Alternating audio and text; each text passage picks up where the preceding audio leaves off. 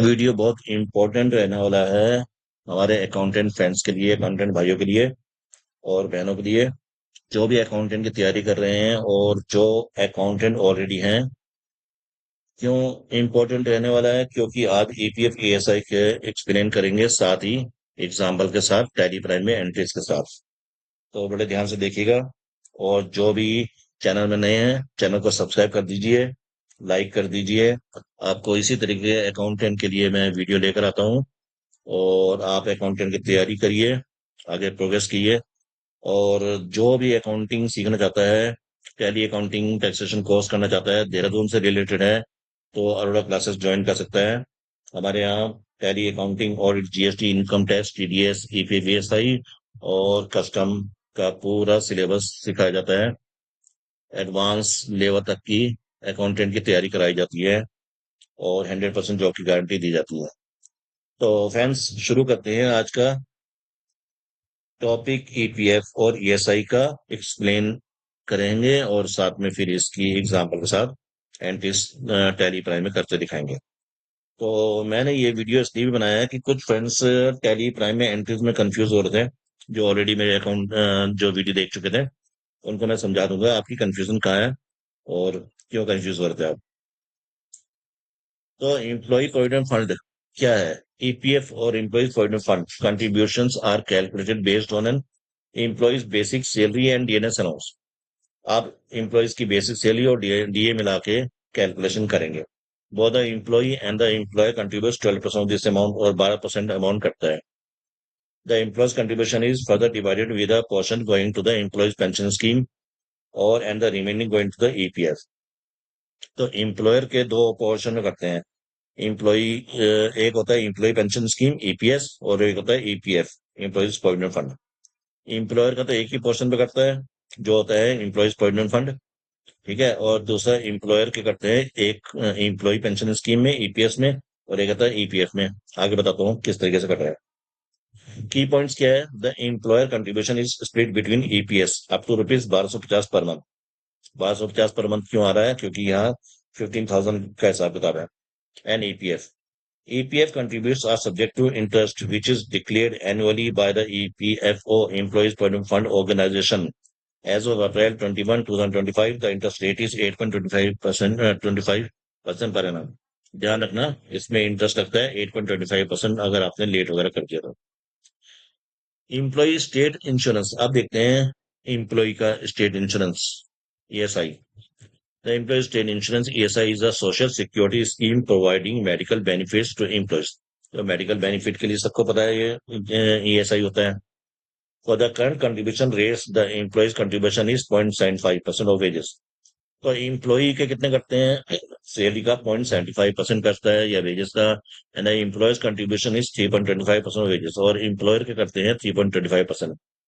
Employees earning up to rupees 175 per day are exempt from the contribution, but employers still contribute their share.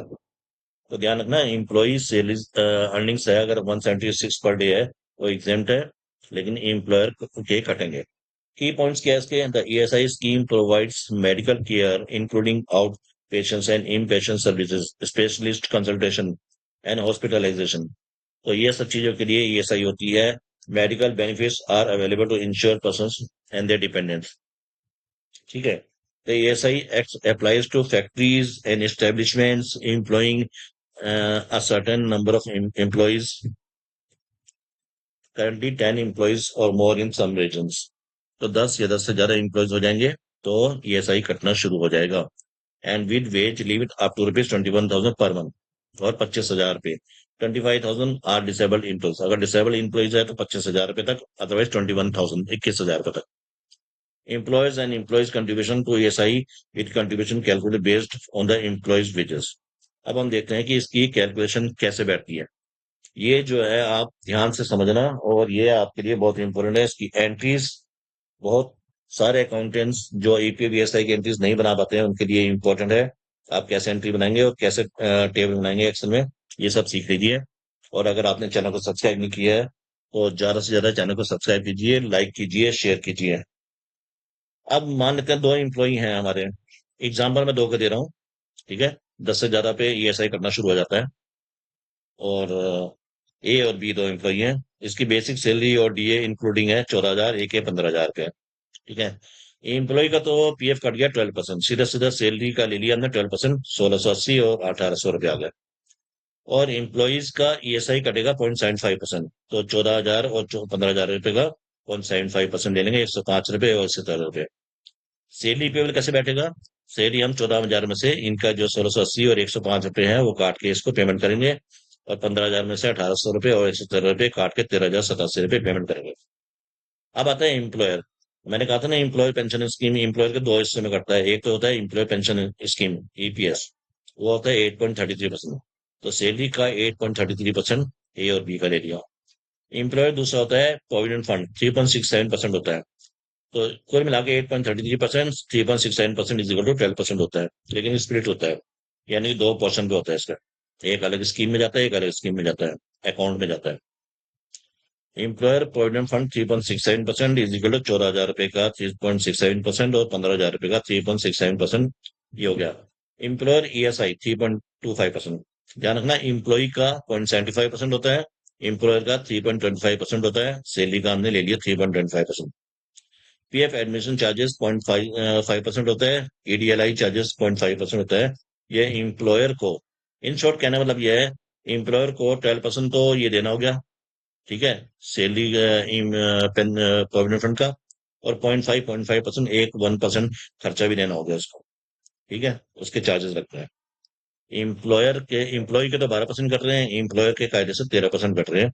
12% तो उनके contribution में चले गए, 0.5 PF admin charges और ईडीएलआई charges, ये इसके खर्चे हो गए। अब हमारा आता है कि इसकी एंट्री कैसे बनाएंगे। एंट्री समझिए आप, पहले ड्यू एंट्री बनाएंगे। हर महीने के एंड में एक एंट्री ड्यू होगी। आप बनाएंगे सैलरी अकाउंट डेबिट टू जितने भी इंप्लॉई हैं, ए है, बी है, तो ईएसआई पेबल, तो ईपीएफ पेबल, 218 और 3,480। कैसे दिया हमने? 29,000 सैलरी थी, 14,000, 15,000, तो 218 रुपये ईएसआई है, और 3,480 इंप्लॉइज है। बाकी के बचा सैलरी पेबल देनी है, जो 25,302 रुपये है। 29,000 सैलरी है, 218 रुपये ईएसआई है, ईपीएफ है 3,480, माइनस करने के बाद जो पेमेंट आएगी 12,215, 13,087 रुपये। ठीक है, मैं दिखाता हूँ। 12,215, 13,000, 13,087। ठीक है, ये तो हमने ड्यू कर दी पहले वाले के लिए कि इसकी। नेक्स्ट में आते हैं, ये सैलरी ड्यू है। अब आते हैं एम्प्लॉयर्स ईपीएफ अकाउंट डेबिट और ईपीएफ पेबल, 3,480। बैक चले जाइए, एम्प्लॉयर का है ये, एम्प्लॉयर का, मालिक का। कैसे? एम्प्लॉयर का ये जो 2,416 और एम्प्लॉयर का 1,064, 24161064 is equal to 3,480 to EPF payable 3,480। Employer ESI account debit और ईएसआई पेबल 943। फिर से मैं बता देता हूँ 943 कैसे आया। ये है 943 एम्प्लॉयर का, एम्प्लॉयर का ध्यान रखना, एम्प्लॉयर का 943। अब हम ईपीएफ पेबल और ESI payable to PNB payment कर रहे हैं। लोग को बहुत सारे मेरे स्टूडेंट्स, फ्रेंड्स जो भी सीख रहे हैं, जो भी देख रहे हैं वीडियो, कह रहे कि हमने एम्प्लॉयर की पेमेंट नहीं करी या फिर एम्प्लॉय की पेमेंट नहीं करी। तो फ्रेंड्स, हमने करी होती है, आपने ध्यान से समझ नहीं रहे वीडियो को। आप देखिए, ये 3,480 रुपये किसके हैं? ये है एम्प्लॉयर के। इतने ही एम्प्लॉय के बैठे होंगे, तो उसको डबल कर लो, ईपीएफ पेबल में आ गए। और ईएसआई 943 इसके है, और बैक चले जाइए, 943 में 218 इसके हैं। किसके हैं? एम्प्लॉय के। एम्प्लॉय और एम्प्लॉयर के मिला के हमारे हो गए 1161। तो EPF payable account debit, ESI payable account debit तो बैंक अकाउंट हमने पेमेंट कर दी है। ये वाली एंट्री में बहुत सारे फैंस को कंफ्यूजन है कि हमने इसकी एंट्री नहीं करी, उसकी नहीं करी। साथ साथ टैली में प्राइम में करते हुए दिखाऊंगा मैं अभी आपको। अब आते हैं कि ए बी की जितनी भी सैलरी ड्यू बैठी टू पीएनबी से हमने पेमेंट कर दी। कौन सी ड्यू बैठी? 12,215 और 13,087 रुपये। आप ये चले जाइए यहाँ पे, 12,215 और 13,087 रुपये ड्यू बैठी थी, हमने ये पेमेंट करते हुए दिखा दी। ठीक है। फिर आखिरी में पीएफ एडमिन चार्जेस और ईडीएलआई चार्जेस हमने पेमेंट करते हुए दिखा दी, 145, 145। वापस चले जाइए, 145 और 145 पेमेंट करते हुए दिखा दिए। अब आ जाइए आप सबसे पहले टैली में, ठीक है, टैली में हम आते हैं। सबसे पहली एंट्री है मेरी 29,000 रुपए की ड्यू वाली। ड्यू वाली एंट्री बनाएंगे आप F7 पे। सैलरी हमारा इनडायरेक्ट एक्सपेंसेस है। सैलरी हमारा इनडायरेक्ट एक्सपेंसेस है। और जो ए और बी हमारे सैलरी पेबल में जाएगा, current liabilities under head. Salary payable में जाएगा। ESI पेबल हमारा करंट लाइबिलिटीज है, ठीक है। और ऐसे ही EPF पेबल भी हमारा करंट लाइबिलिटीज है। ये एंट्री कौन सी है? ये एंट्री ये वाली है आपकी, 29,000 रुपये वाली, ठीक है। अब हमारे पास नेक्स्ट एंट्री आती है।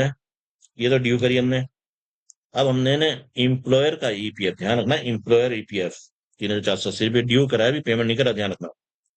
3,480 रुपये, ठीक है। ये employer EPF account debit EPF payable. Employer का EPF हम भी ड्यू करा है, ठीक है। सिंपल सी एंट्रीज है इसकी। फिर employer ESI account debit ESI payable 943 को ड्यू करा है। आज ये इसमें employee ESI account debit ESI payable. अच्छा, एम्प्लॉयर ESI कहाँ जाएगा? डायरेक्ट एक्सपेंसेस में, ध्यान देना, मैं दूसरी एंट्री में बता दूं। और एम्प्लॉयर EPF कहाँ जाएगा? डायरेक्ट एक्सपेंसेस में, ठीक है। Employer EPF, employer ESI, sorry, employer ESI तो डायरेक्ट एक्सपेंसेस में जाएगा। और एम्प्लॉयर EPF हमारा इनडायरेक्ट में जाएगा,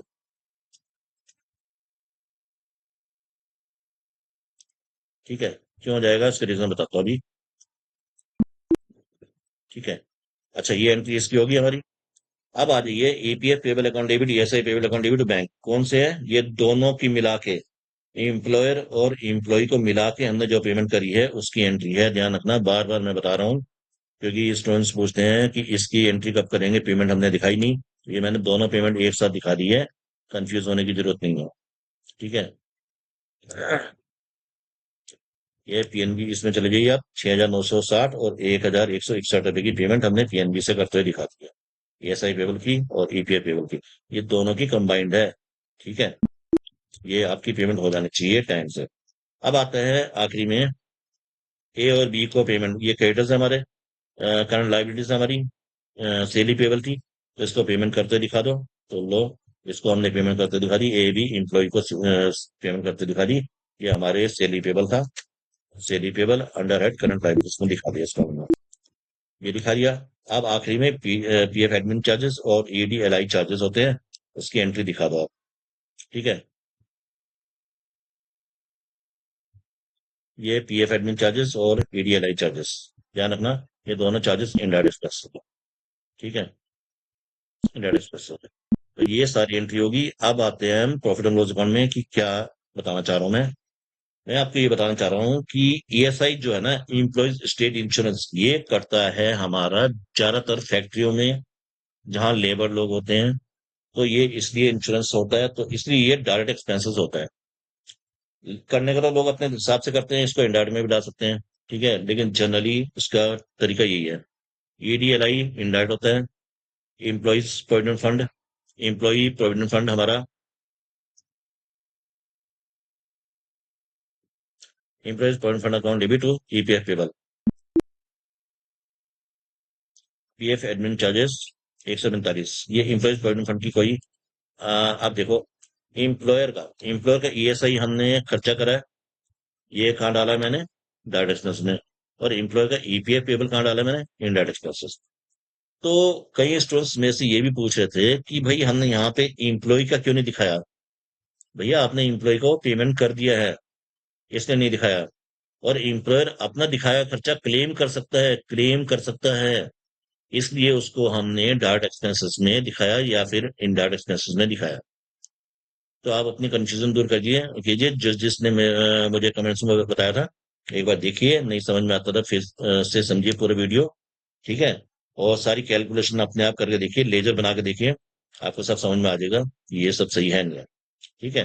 नेट इफेक्ट देखो ना इसको आप, लेजर बना के नेट इफेक्ट देखो कि नेट इफेक्ट क्या आ रहा है, ठीक है फ्रेंड्स। तो आज के लिए इतना ही, तो मिलते हैं नेक्स्ट वीडियो में। और चैनल को सब्सक्राइब कीजिए, लाइक कीजिए ज्यादा से ज्यादा, ताकि मैं अकाउंटेंट के लिए इसी तरीके से और बढ़िया से बढ़िया वीडियो बनाता हूँ। Thanks for watching video.